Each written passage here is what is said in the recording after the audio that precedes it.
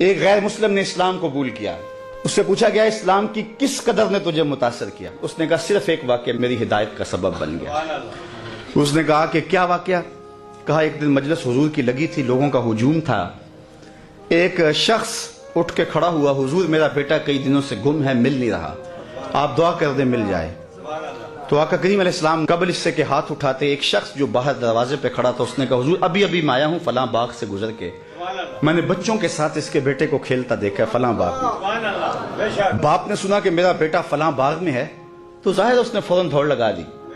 تو آقا کریم علیہ السلام نے فرمایا اسے بلایا گیا. کہا بہت جلدی ہے؟ جی حضور آپ جانتے ہیں کئی دنوں سے بچھڑا ہوں، اس کی ماں الگ تڑپ رہی ہے، میں الگ بے چین ہوں، کئی دن سے کھایا کچھ نہیں، جب خبر ملی ہے تو بہت جلد بچے سے ملنا چاہتا ہوں. فرمایا ضرور جاؤ، میں روکتا نہیں، روکنے کے لیے بلایا بھی نہیں، لیکن تمہیں بلانے کا بھی ایک مقصد تھا. جی حضور ارشاد فرمائیے. فرمایا جب باغ کنارے جاؤ، بچوں کے ساتھ اس بچے کو کھیلتا دیکھو، تمہارے بیٹے کو جب تم کھیلتا پالو تو اسے بیٹا بیٹا کہہ کے آوازیں نہ دینے لگ جانا، جو نام رکھا ہے اس نام سے پکارنا.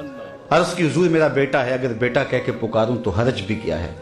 فرمایا تم کئی دنوں سے بچھڑے ہو، تمہارے لہجے میں بلا کا رس ہوگا اور تم نہیں جانتے، ہو سکتا ہے کھیلنے والوں میں کوئی یتیم بھی کھیل رہا ہو، اور جب تم اپنے بیٹے کو بیٹا کہہ کے پکارو گے اس کا کلیجہ تڑپ جائے گا، کاش آج میرا باپ ہوتا تو مجھے بھی بیٹا کہہ کے پکارا. تو کہا یہ شوق گھر جا کے پورا کر لینا، یہ شوق گھر جا کے پورا کر لینا، اس کے سامنے اپنے بیٹے کو بھی بیٹا کہہ کے نہیں پکارنا. یہ اسلام کا دیا ہوا دین ہے. غریب کے سامنے اپنی دولت کی نمائش نہیں کرنی، بیوہ کے سامنے اپنی بیوی سے پیار نہیں کرنا، بلکہ میرے حضور نے یہاں تک ارشاد فرمایا اپنے گوشت کی خوشبو سے غریب ہمسائے کو تکلیف نہیں دینی.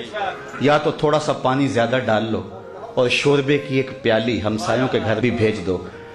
اگر ایسا نہیں کر سکتے تو پھر ایسے زاویے میں وہ کھانا پکاؤ کہ غریب کے بچوں تک اس کی خوشبو نہ پہنچے. بچے ہیں ضد کر بیٹھے اور انہوں نے اپنے غریب باپ سے تقاضا کر لیا تو بوڑھا باپ کیسے آرزو ان کی پوری کرے گا؟